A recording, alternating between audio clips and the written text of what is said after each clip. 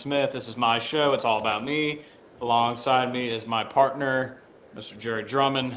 Jerry, how are you on this beautiful Monday night? Dude, what a crazy day, crazy weekend, but I'm doing good, dude. Thanks for asking. You always put others before yourself, and that's why I like doing this show with you. You're always so selfless. So, thanks for having me on your show, dude. Just really thankful for the opportunity because I'm trying to grow my platform, and you're just being so selfless for letting me be on yours. Absolutely, dude. It's about charity. It's about giving back to others, those that are less fortunate. Is that a Clemson hoodie? Oh, that's when you got Peter Woods for us. Yes, correct. I did. I recruited him, Vic Burley, Stephylon. You can thank me for all those guys. Okay, well, Vic Burley's been hurt a lot, so Oh, bad scouting on my part. no. No, I'm checking to see if the live's working on YouTube. We're good to go. But dude, it's been this is definitely the craziest coaching cycle in my opinion. Way more crazier than 21. I feel like this cycle has been a lot more domino effect. Like we've seen in past, all the jobs we know open up, but I feel like in a span of a few days, we've had like 4 or 5 new ones open up. That we Yeah, didn't. I think obviously when Saban retired, that was a big domino effect. But like, we all kind of knew what Lane. I guess Lane was the sitting. Like, we didn't really know what Lane was gonna do. But it's just been. I think a lot of teams made some really good hires. Like, there hasn't been a hire where I'm like, why would you hire that guy? So, I'm happy for the state of college football. I think a lot of teams got better over the weekend. So, it's an exciting time. Yeah, let's. Bryson commenting, Penn State should hire a Tennessee coach. Bro, he said he wants to go where expectations are high. So he does not want to go to Penn State, apparently, where they just fired a coach that won 10 games 3 years in a row. Yeah, we'll get to that, but let's go over. Let's just kind of run through all these hires that have happened, and we'll kind of just give our takes on each of You them. want to start with the big one real quick? LSU. Yeah, I think that's probably the one. I'll let you go first because I've been marinating on some things I would like to say. Yeah. So obviously, I mean, this is the hire of the offseason. I think it was about 2 or 3 days before where we got Florida ruled out. It was obviously down to LSU, Ole Miss. I'm thinking back to what you said, like about a week or two ago. About a week ago. So you, so you mentioned why would he wait this long if he wasn't gonna, if he was gonna stay, and I think that ended up being true. Like he clearly wanted to coach the final game, and he wanted to coach the rest of the season, which is a whole other bag to unpack. But I think to me, when I saw that post-game interview versus Mississippi State, I just got a weird vibe. Like it just felt like a coach that was. He looked awkward, and he's never like awkward. He's never short on words. Like he's normally like very, you know how Lane is. Like it just didn't seem like himself. Like it seemed like he knew he was leaving and he didn't want to upset people. But yeah, I mean, if you're LSU, that's the guy you had to hire. You had to hire Lane. Like there was no other candidate you were going to hire. So I mean, I think it's a home run hit hire. I mean, I don't know who else they would have gotten, truly, and the fans would have been satisfied. I think it's a great fit, man. It's gonna be content for days. It's gonna be legendary. Let's just put it that way. Yeah, I'm gonna watch his post game or his introductory press conference after this. I like Lane Kiffin. I've liked him. I guess ever since he got back into coaching, like head coaching wise, I think he's good for the sport. I think he's a phenomenal play caller. But at the end of the day, I think he's a child. Like I hate saying that about a guy 30 years older than me, but you're 50 something years old and he constantly makes things about himself. And that's where I got pretty annoyed is, dude, you have to rip the Band-Aid off and make a decision. And they literally trapped Marty Smith in that football facility for 48 hours. I mean, I don't have a problem for him leaving. I understand. Like, yeah, you're in a way better position to win at LSU than Ole Miss. But for him to make it all about himself when he literally just had the best team in school history, and we weren't even talking about that when they won the Egg Bowl. It was, where's Lane going? Where's Lane going? And then for him to be like, well, Keith Carter said I couldn't do this. Like, dude, if a Clemson coach left for Miami or Florida State in conference teams that are on the same tier historically, yeah, there's no way I would want the coach coaching the playoff run. There's no way. It's stupid. And for him to get everything he wants from Ole Miss, and then they tell him no, and he pitches a fit, it just shows you who Lane Kiffin is. Yeah, and I know a lot of people have been saying blaming the timeline, the college football timeline, which I get. But it's been like this forever. It's been like that. They're not going to change the semester system. And I get what you're saying, but he knew this was the timeline. Right. Yeah, the whole way it was handled. What ticked me off was him threatening to take the entire offensive staff. Dude, and come on the plane, you're leaving, like you're not coming. He gave everyone else a deadline when he took 6 weeks to make a decision. He's rules for thee, but not for me. He's just like every other politician in America, and I'm sick of it. I'm sick of him. Like I liked him. I truly rooted for Ole Miss because I liked Lane and I liked him being an underdog. Like he wasn't at a blue blood program, but now I'm going to pray on his downfall, and I hate doing that. But it's easier to do that when he's at LSU than at Ole Miss. I mean, for all intents and purposes, he's the villain now. Yeah, and he was a villain when he got fired at Tennessee or left Tennessee, and then he kind of had this rise where even I don't know, maybe some Tennessee fans liked him, but I think a lot of people don't. I mean, I don't like him anymore. I think I'll be rooting against him. Like I hate doing that, but he is a clown. Like it's the most childish thing I've ever seen from a grown man. Like just rip the Band-Aid off. And you had a bye week. You could have said, "Hey, I'm not coach. I'm leaving for LSU," and then they still would have beaten. I mean, hindsight's 2020. They still would have beaten Mississippi State with Pete Golden coaching. Right. Yeah, I'm sure he knew. Lord knows how long ago he knew he was going to take the job, but like, just come out and say it. Like, why wait and hang it over the team? And especially now, trying to. I mean, he should have known there was no chance he was going to be able to coach that team while being on a rival SEC team, and he could have been recruiting everybody to come with it. Like it made no sense. I'm told Jersey kid Tennessee fans like him. All right, so only Yankees liked him. Okay, that makes sense. Thank you, Bryson, our known Tennessee insider. Yeah, it's you can't have your cake and eat it too. Like he's just in what like. Ole Miss gave him everything, and then the one time they say no, he like flips out and loses his mind. And then, I mean, again, I don't mind him going to LSU. I understand, but just rip the Band-Aid off. Right. I think the way it got handled was pretty bad. He definitely knew he was going to coach at LSU. Let's be honest. I mean, aside from that, though, it's a good hire. Oh, it's a phenomenal hire. I think he fits LSU. I don't want to get into culture fit, but he's way more of like LSU coach. Like LSU coaches in our lifetime are a little rough around the edges. Coach O, Les Miles, like they're a little weird, and Lane Kiffin is a weird dude. Bill, yeah. Did you see the press conference where he was talking about? The first person he called was Coach O. Really? Yeah, he said he just went on and on about how he talked to Coach O, and when he would see people, like when he was driving into Baton Rouge, he would roll down his window and be like, "Go Tigers!" It was about as lame interview you could have for. Yeah, again, it's a good hire. He's gonna get.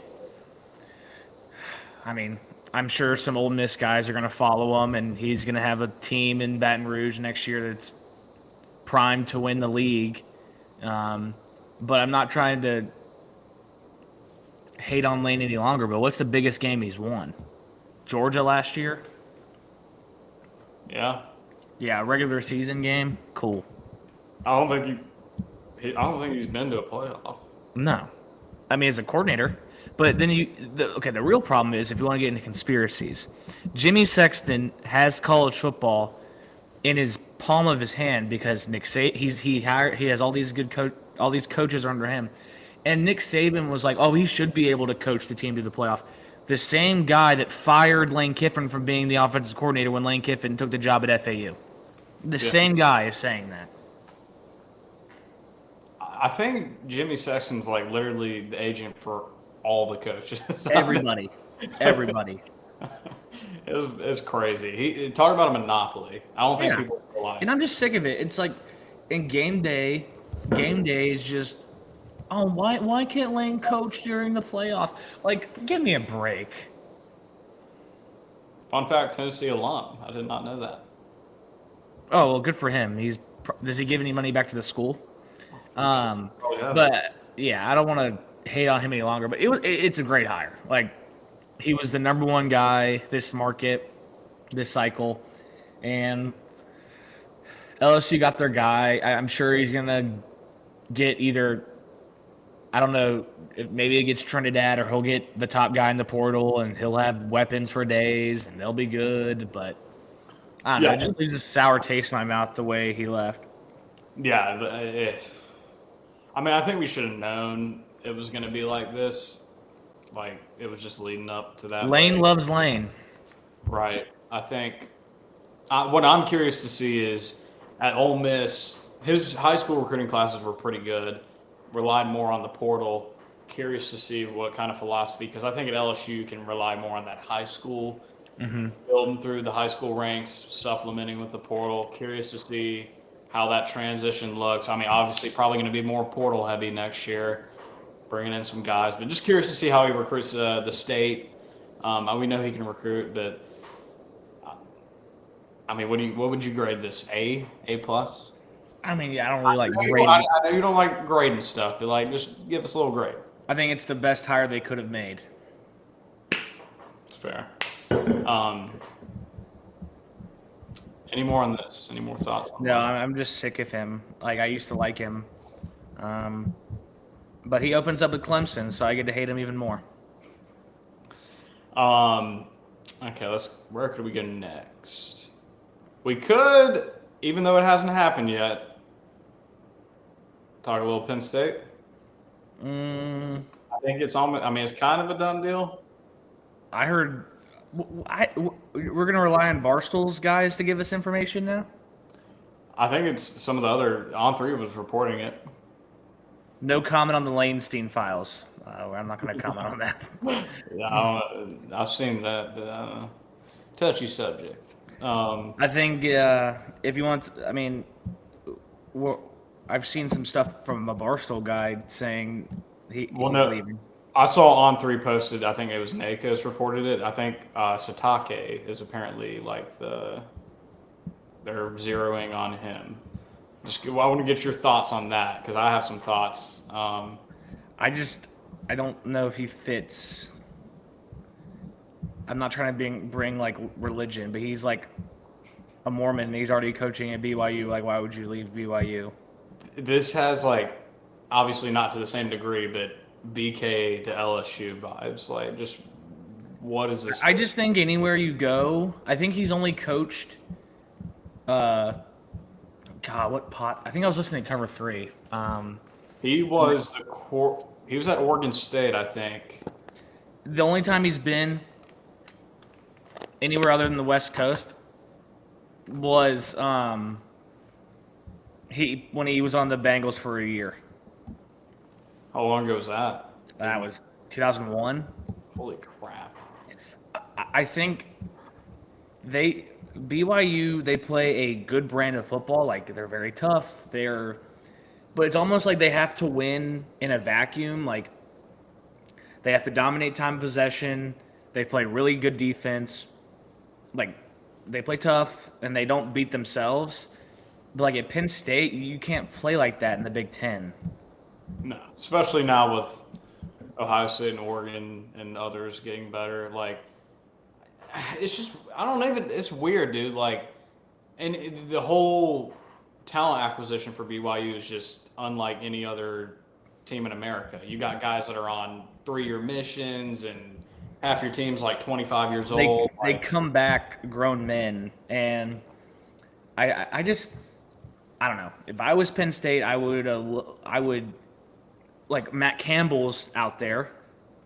Make Matt Campbell tell you no. Bob Chesney is a couple states away. I think he's gonna do well at UCLA. I get maybe not good at getting a coordinator because I mean it's a pretty big job, but like I think there's other candidates out there that would make a lot more sense than you know. I don't know. I just a Mormon and that's Amish country, man. That's Amish country. I mean, I guess. I mean, maybe it does translate. I don't know. I just don't know if his style of they're just very, very. I don't want to say conservative. I just think they have to they have to play their game to win. They can't win a game on someone else's terms. Right. Yeah. I mean, which they kind of had under Franklin a little bit. You know, like really good defense, kind of ball control offense. So, I mean, I get the transition a little bit there, but having no footprint in that area, like ever, and like I don't know what recruiting is going to look like. Kind of a weird culture fit. It's just kind of a meh hire. Like I don't know. Hey, going from how much, if any, is that an upgrade over James Franklin? It's not. It's not. Franklin. And I think a lot of Penn State people that maybe I think sometimes people just want change, and it doesn't matter if it's good or bad. Like they just want change, and I don't blame them for firing Franklin. I get it, but I think everyone knew you weren't gonna. This isn't. I think they kind of set themselves back a little bit. No matter who they hire, I think they set themselves back. Yeah, I totally agree. I'd rather have Franklin. Like just being completely honest. I would rather have Franklin than probably out of all the available coaches in the market, and probably other than Lane, I'd probably take Franklin again. Same. Which we can kind of say. I don't know if we've talked about it a little bit. I mean, another hire that Virginia Tech knocked that out of the park. I think. Yeah, I think Franklin's a known commodity. He's gonna win right away. I mean, by win right away, Virginia Tech, he'll probably go 8-4. But, dude, year one. I mean, they're flipping a bunch of guys too. I mean, he's gonna have him. Yeah, I think 7 or 8 wins next year is reasonable. But, and we've already kind of talked about that one. But let's. I'm trying to think of where we could segue. Let's go to the rest of those G6 guys going up to the SEC. We can kind of make our way through. Let's start off Arkansas. Ryan Silverfield going from Memphis to Arkansas. What are your thoughts? I wasn't that high on Silverfield. He's been at Memphis 6 years, something like that. And they've never won the league, and they've had the most resources in the conference. Like, I get it. It's Arkansas, but like, I feel like Arkansas could have done better. Yeah, I mean, it's a tough place to win. It's a tough place to win, but like these Memphis teams, like they collapse later on in the year, and like yeah, they beat USF and destroyed plus 800, but like they just collapse, and like you have all these resources because of FedEx in Memphis, and they haven't won the league, and they've been like Tulane ran the conference. Before that, it was SMU, and like I don't know. It doesn't really do it for me. But I mean, I guess who else were you gonna get? That's what my thought is. I think that's probably your best hire. I would take Golish. I would have taken Golish all day over Silverfield. But I guess they just probably didn't have that chance. You know what I mean? Like, I mean, yeah. I think what happened was Summerall was going to sign with Auburn, and then Florida came up, like, because I think Florida, apparently what drew Lane out of it was Florida was going to hire a GM, and Lane didn't know who the GM was going to be. I heard from a source on Saturday that Jerry was an animal in middle school football. No comment. Um, um, what's it called? Who was this source? Who did he talk to on? Oh, probably Micah. Florida was gonna hire a GM that Lane didn't have a say over, and Lane didn't like that. So then Summerall was at Auburn, gonna sign with Auburn, and then he went to Florida. So that kind of flipped everything. Sorry, what were we talking about? No, we're just talking about Silverfield and Arkansas, kind of Auburn. Clearly Arkansas is going to be lower than Auburn and Florida, so they were going to get whatever scraps was left. I don't know. I mean, I think for this cycle and where they were in their position, I think probably the best they could have done. I like Golish a lot. I mean, if I'm picking out of those three, I'm probably taking the name's escaping. Tulane. What was the two? No, Summerall. Summerall. Oh yeah, I think Summerall is a clear choice, but at least in Florida. But like Alex Golish at Auburn, I think's a really, really good fit. He's going to run an offense that scores points. They're not gonna, like that was the whole thing with Freeze. I thought Freeze was going to go up there and put up points. And no offense to Bryson, but you don't need a. I mean, Hendon Hooker wasn't like a star before he got to Tennessee. Joey Aguilar was playing in JUCO before he played at App, and he's put up decent numbers. And Hooker lit the world on fire until he got hurt. So, and they have a guy named Deuce Knight. Have you ever heard of him? He's going to light the world on fire next year in that offense too. I agree. Yeah, I think, and we've seen Golish is able to kind of revive programs. Not that Auburn is like so bad to the point where it's like going 2-10, but I think it's not a sexy hire. It's not like, oh my. I like it. I like it a lot. I got Golish, but I think it's a good hire. I think you get a harder floor. Dude, I think Golish is going to be a star at Auburn. I'm not saying he's going to win a national championship. Not even going to say he's going to win an SEC championship, but they are going to be must watch. 100%. Yeah, that offense will be fun. I think it's a really good hire. I like the Summerall hire. I like the Florida and Auburn hires way more than I do the Arkansas hire. No, 100%. I think Summerall. Florida low key is turnkey. Like if he keeps most of that roster, they could go. He may win 9 games next year if you can keep that entire roster intact.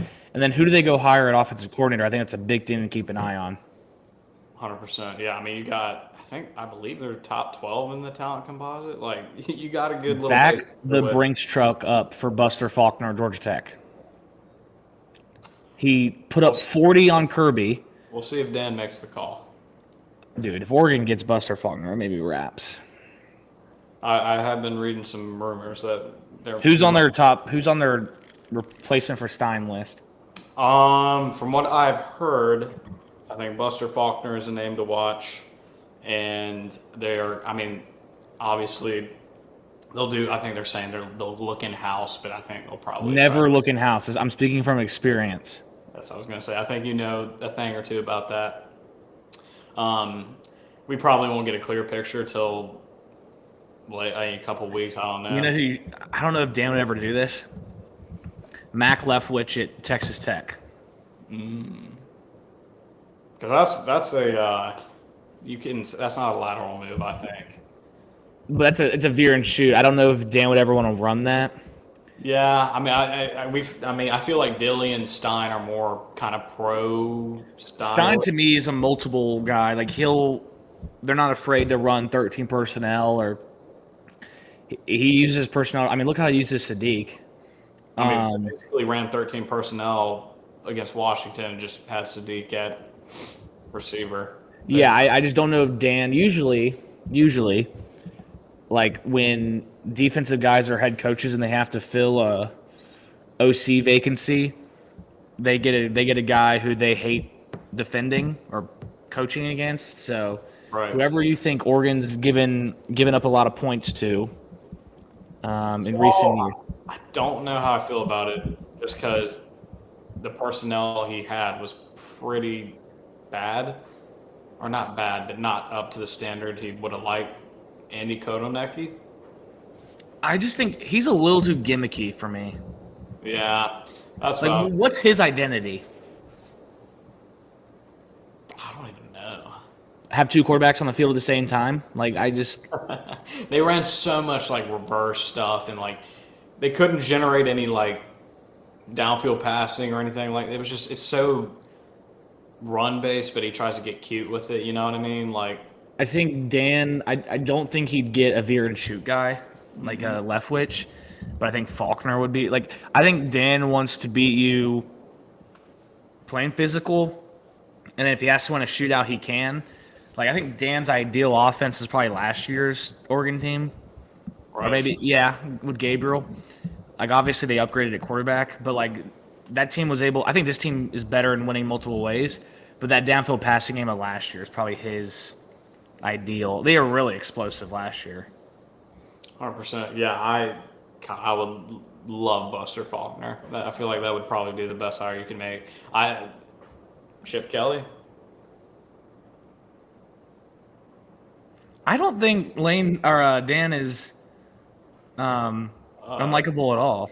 Passive aggressive comments are getting old. I mean, he said he only mentioned. I know what you're talking about. The one about the SEC schedule. That was funny, I mean, I don't think he's had any other like major. dude. He won 2 national championships in the SEC. He can say whatever he wants.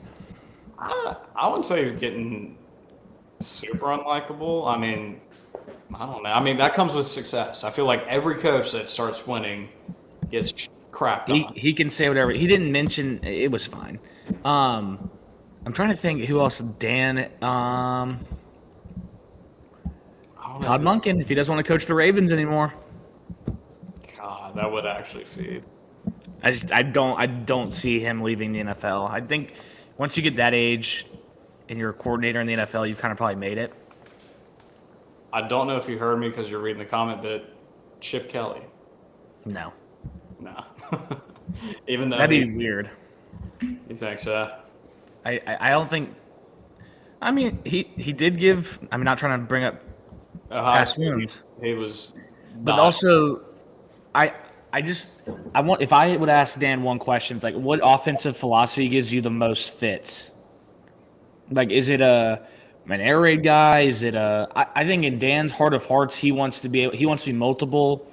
He wants to be able to run the ball down your throat and like control the pace of the game, control tempo, and if he has to get into shootout, he will. But look at this year's team; they've done a phenomenal job of controlling games. Yeah, 100%. Iowa game, Wisconsin game, USC. I mean, they've. It's not like they've been blowing teams away, but they're methodical and making plays and sustaining. Tempo is the most overrated thing now in college football. Unless you're running the veer and shoot thing, it doesn't matter. It's all about controlling the game, like minimizing possession. That's why minimize possessions for their team. I'm not saying you gotta like chew onto the ball, but like tempo. If you don't get first downs running tempo, you're screwed. It's all about. I think what we've seen happen is personnel play a bigger factor. And teams have adjusted. You have personnel groupings. You have guys that it doesn't really matter what personnel you're in. You know what I mean? Like you have more body types that you can kind of switch around and plug and play. So that way you can kind of get teams in mismatches. I think that's a good point. I think when we saw this evolution of tempo, defenses got smaller to have more speed on the field. And the what offenses did is like, oh yeah, we'll just get a guy like Kenyon Sadiq who can block and can do all the things a tight end can do. Oh yeah, and he can run a go route and beat your fastest corner. Like, so yeah, that's a great point, Brad. That's a really good point. Thank you. Yeah, I think it's a trend that we're going to see continue. I mean, like, why would you have certain specific positions with limited body types when you could have somebody that could play multiple positions and you can't really? It's just hard to scheme for that. As we saw in the Nick Saban video, you guys are terrorists. Like, offensive coordinators they're just always one step ahead. I mean, the sport is made for offenses. They don't care about defenses anymore. You've been seeing some of the stuff of the C gap inserts. Yeah, I don't even know how do you even guard that? I don't know. That's what Washington actually ran that on that touchdown to Oh, on like the 4th and 6 Boston at fourth or and 3rd and goal. 6. Yeah, They ran a little C gap insert. And I was insert. like, okay, gotta give respect to Fish on that one. That was pretty good. But I mean, it's just like how do you? It's just little wrinkles like that. It's like how do you like how do you defend that stuff? You can't. Like it's darn near almost impossible. But not to go off on a tangent, I just thought that was No, that's a great point. cool. But kind of getting back to where we were. So we kind of went over Florida, Auburn. I think we both agree that the I think Summerall can win right away. Yeah, 100%. I think he's been around that area. When was the last time he was a big time coordinator? Has he been a big time? He was a coordinator at Kentucky. But yeah, no, I like that hire. How many years was he at Tulane? 2 or 3? Because I know they had. God, he went Kentucky to Troy to Tulane. I want to say he was at Tulane. Fritz left in 23. 24 was Fritz's. He's only been at Tulane for 2 years. Let me check that. I was gonna say it's not been long. Yeah, he's only been at Tulane for 2 years. Wow. I mean, again, I think some of these guys wouldn't have gotten caught up to P4 if there wasn't so many openings this year. I think Summerall was a guy that was going to make the jump eventually. I thought he's going to go to Kentucky, but they kind of kicked the can down the road with Stoops for a little too long. Right. If you want to move, let's move to Kentucky. What are your thoughts on fresh off the press, Will Stein? I mean, Stein's a top 5 play caller in the country. I don't even think that's up for debate. I think when you look at Kentucky, they've kind of gotten away from their identity. Like when they were in their heyday, they would just out physical you. That doesn't really work anymore with the transfer portal and stuff. I just don't think they can build depth like they used to. I mean, they used to raid Ohio. Just raid Ohio. I think Stein is a good fit. I mean, I'm sure it's weird for him to go wear blue when he grew up. I guess he went to Louisville. But I'm excited to see what he does with Cutter Bowling. I think he's a good player. I'm interested to see what he does in the portal. I think it's a good hire. I mean, he's a first-time head coach. So I think he'll have the offensive side of the ball pretty locked down. I'm interested to see who he hires at DC. I've seen some stuff saying that Novosad could potentially go with. I think you have to be willing to make that move. I think you gotta be okay with that, Brandon. I think it's part of doing business. Yeah, I think that. Like you're saying, I think play calling wise, it doesn't get much better. Curious to see what he does in the recruiting department there. I mean, like you're saying, back in the heyday, you get to go up and get Ohio State scraps and whatnot. I think you keep those top guys and staying able to get some of that Northeast talent. We'll see. I mean, I think tough place to win. I think I saw a few people post that schedule next year. A little brutal. It's just like I don't want to compare SEC tiers, but I would, no disrespect to Kentucky, I would put Kentucky in the same tier as like a South Carolina or Mississippi State. 100%. Yeah, I don't think they're asking him to go out and light the world on fire, which just be competitive until basketball season starts. That's probably what they're telling him. I'm not even trying to be mean. I'm just saying, like, that's probably what they're saying. Get a generational bag while you do it. I mean, dude, Stoops was like 7-2 when basketball season would start. I mean, he just kind of lost his edge. Yeah, you could tell it was coming to an end. I mean, dude, they won games with Lynn Bowden at quarterback. Yeah, I mean, I think Stein will be able to get the offense a little bit more right. Offense will not be a problem at Kentucky anymore.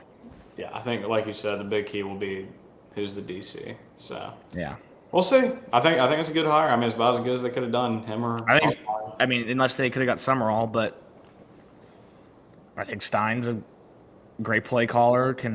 Knows how to. He's been around big time programs before. I mean, he was a coach under Brom. Or no, he played under Brom, right? And then no, Played under Brom, and then he went to Texas. What UTSA? I mean, he's been all over the map. Yeah, he knows what he's doing. So, got to give him props. I know Mr. Money's a happy man, so Good for him. Yeah, I'm happy for him. But yeah, so let's. I'm trying to think where we could go next. I think a slept on hire, the one that maybe people aren't talking about enough. Bob Chesney going from JMU to UCLA. Yeah, I mean, he's got an uphill climb, but I mean, I think Bob Chesney's done a good job. He, had a winner at Holy Cross and then went to JMU, and they're 11-1.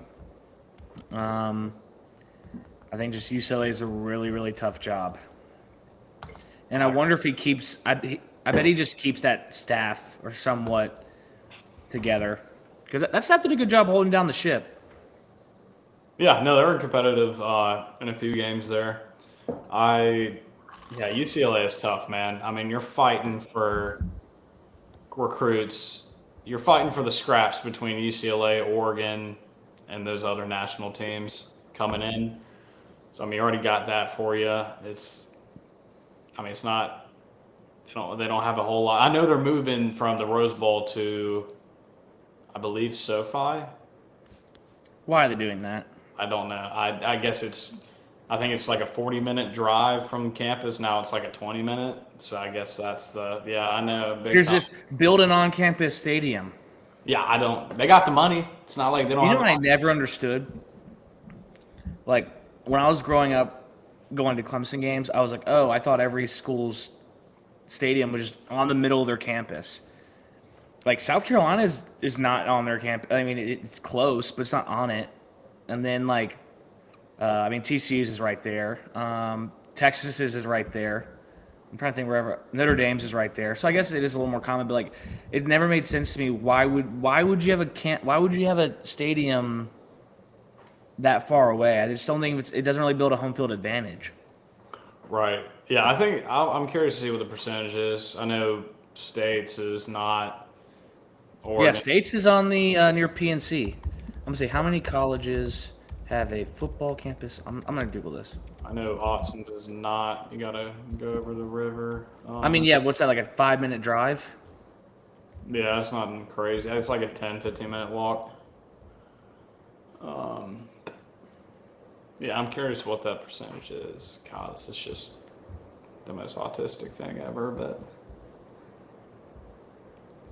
All right, it's not really answering, but yeah, I think, on-campus stadium definition, I'm not even talking right on campus, but within walking distance of the stadium or the campus. I think I've been to state. I've seen Carter Finley. It's not that far from campus. Yeah.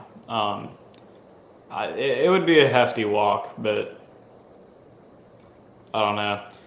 Yeah,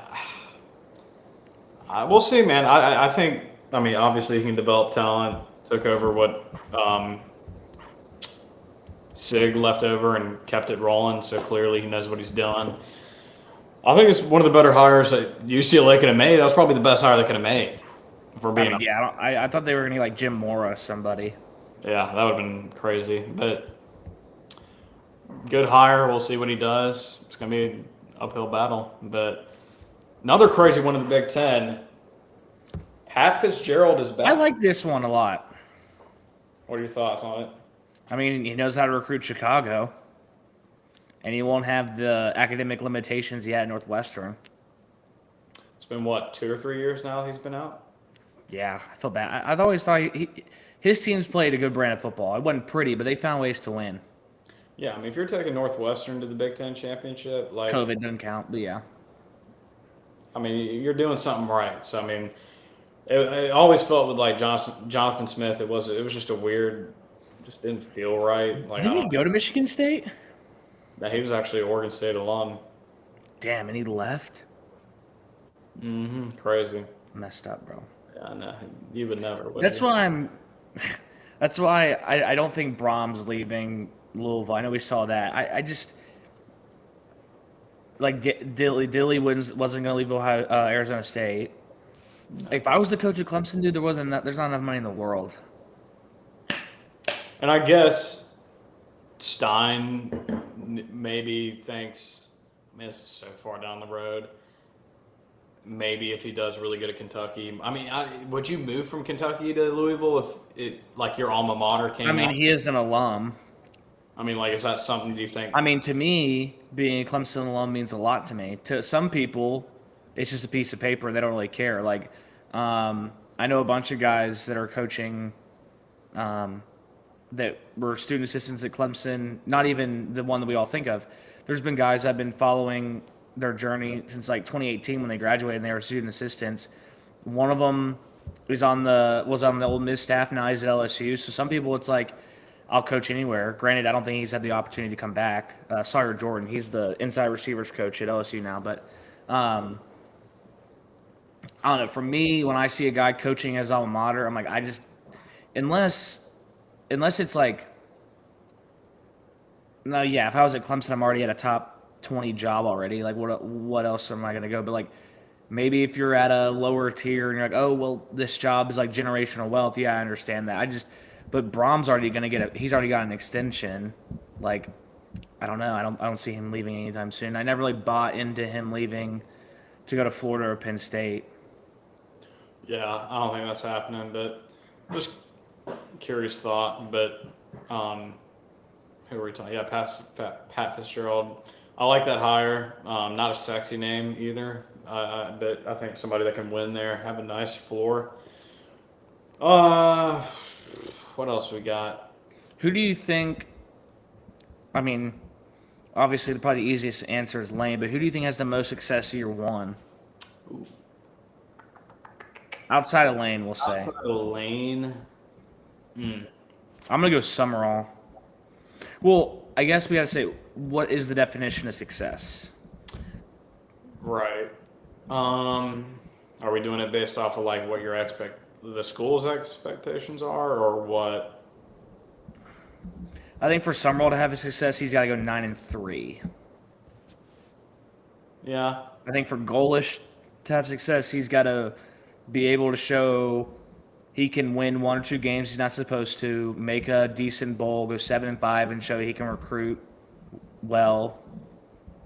I think for Silverfield, God, make a bowl game. I mean, I don't know. Lane is pretty clear. He has to make a deep run in the playoff. He's got to make the playoffs.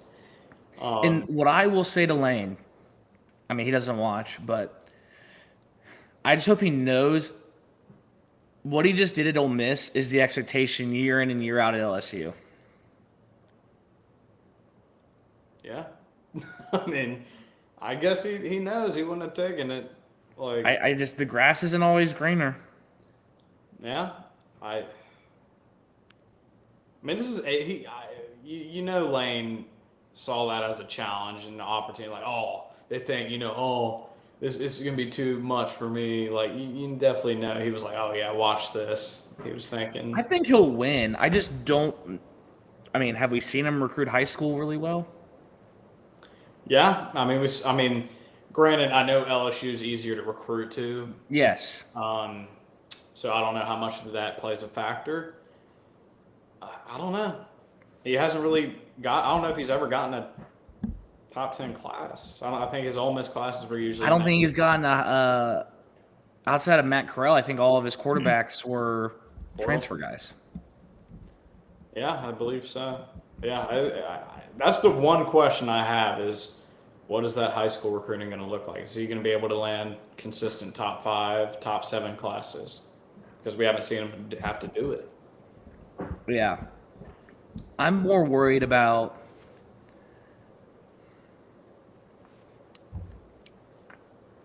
I think Lane's going to do really well at LSU.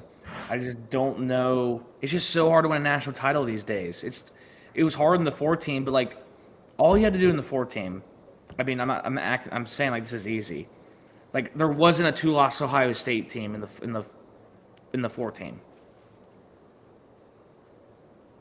You had to win 2 games. Now you got to win most likely 4. Yeah, it's a different landscape now. I hope he does well, but okay, I don't know. I hope Pete Golden does really well. You Oh, we got to talk almost about that. We got to talk about Pete Golden. we do. I have one thought I want to mention. It's almost like college. I feel like now with the 12 team playoff, I'm going to compare it to the NFL in that, hear me out. The NFL, most of these teams that make a deep run have a really good rookie class. Like they brought in a few good rookies that are impact players, a lot that are first guys that are on their first contract that you're not having to pay a crap ton of money. The Commanders last year. Right. You're mixing in those guys with the already established players you have. I feel like college nowadays, look at Ohio State last year. You had Jeremiah Smith. You had a freshman, first or second year guys that were playing that were helping you win a national championship, and you probably weren't having to pay them a ton because they're freshmen. You know what I mean? The better odds is you're gonna have better odds if you bring in a really good freshman class that has multiple impact players. Like we're seeing it this year too. Oregon, for example. If Oregon doesn't have Jordan Davison or De'Aaron Hill, your running back room is not that good. Like Whittington, he's a good player, but who's else is there outside of him? Brandon Finney, starter, one of the best players on the team.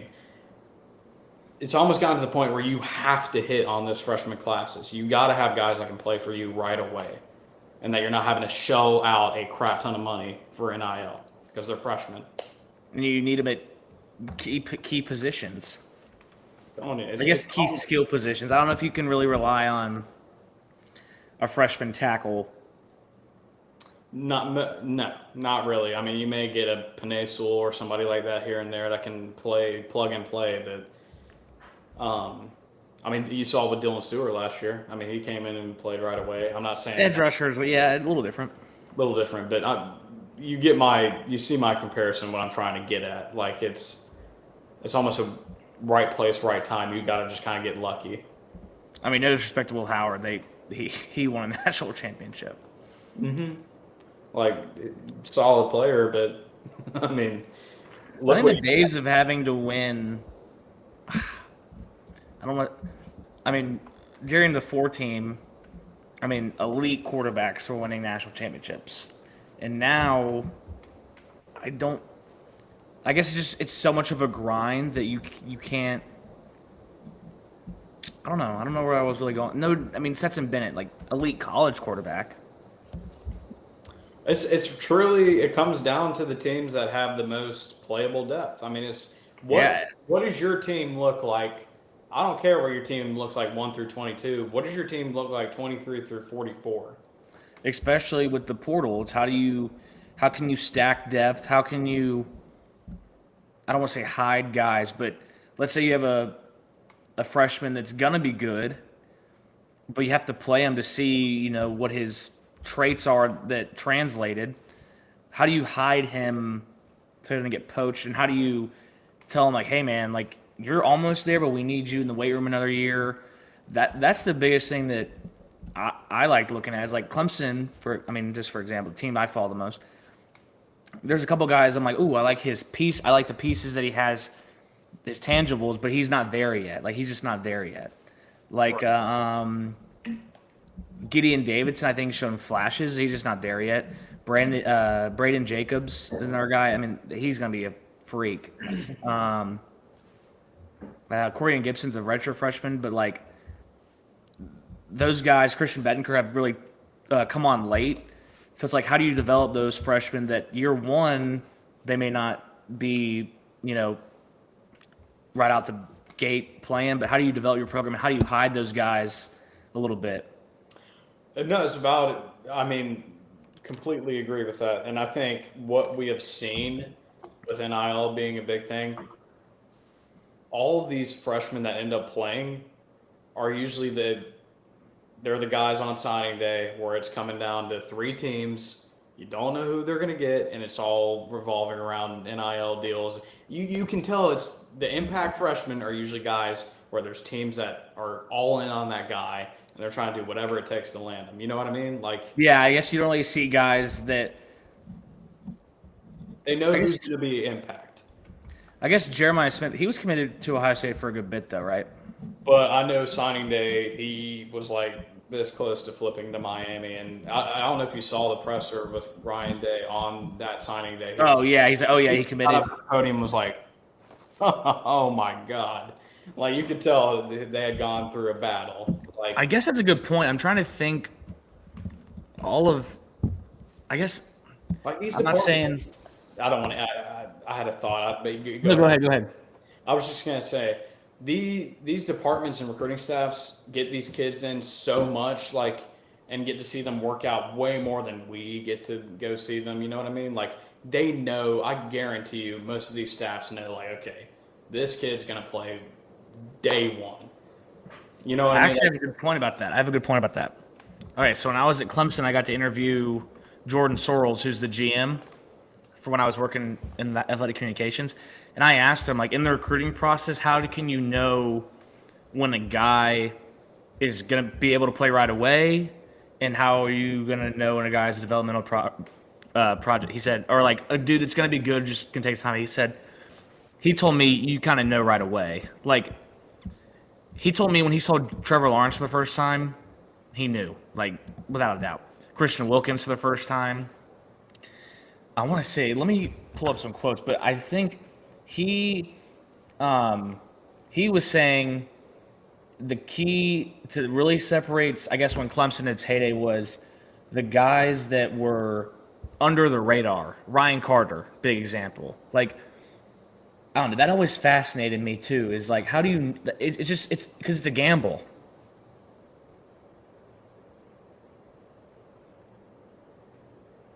I mean, you worked in it. Yes, I did. I actually did work for Jordan Sorrells. Fun fact, but yeah, no, I just being around the recruiting department and seeing guys and being around big time recruits, you can just tell from a physical standpoint. Like, I'm trying to think of specifically. I mean, Peter Woods is probably the first one that comes to my mind.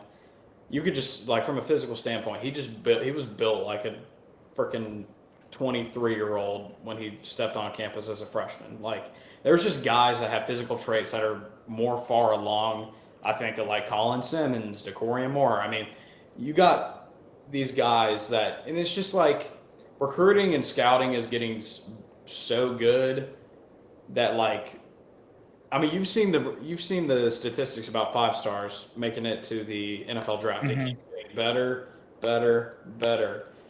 These scouting departments and these national people that work for On3, they know what they're doing. Like these are full-time guys that all they do is scout. Like it's pretty easy nowadays to nail down the guys, barring injury, that are going to come in, play right away, and are most likely going to be NFL picks. Like, and it shows with how they get recruited. I mean, all these teams like the LSU's, Ohio State, Bama, Oregon, Clemson, whoever, are throwing major NIL money at them. And it's like, okay, let's see it's like a free reign. Who gets the most out of this pool of guys that are going to be able to come in and play day one? Y'all have at it. Like, it's cool to see. Not to go on a recruiting tangent, but like, I mean, that's just one aspect of it that I like. You get to see how many of these day one guys that these teams get. I got 5, I got 3, I got 6. You know what I mean? Like it's really interesting to see. Yeah. Sorry, I was looking at that article trying to see. I have the recording of it. I don't know if I'm allowed to play that. That might. For legal purposes. Yeah.